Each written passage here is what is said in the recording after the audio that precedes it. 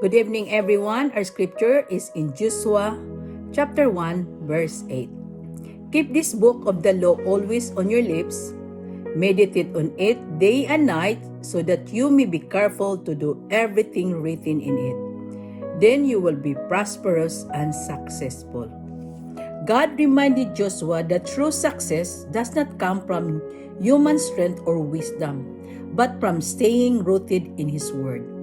Meditating on Scripture daily gives us wisdom, direction, and strength to face life's challenges. God's Word is not only meant to be read but obeyed. When we allow His truth to guide our thoughts and actions, our faith grows stronger, our hearts become steady, and our path becomes clearer. No matter what season we are facing, God's words gives peace in uncertainty, strength in weakness, and guidance for every decision. When we stay connected to His truth, He leads us into His perfect will. So let us pray for today. Heavenly Father, thank you for your word that gives life, wisdom, and strength.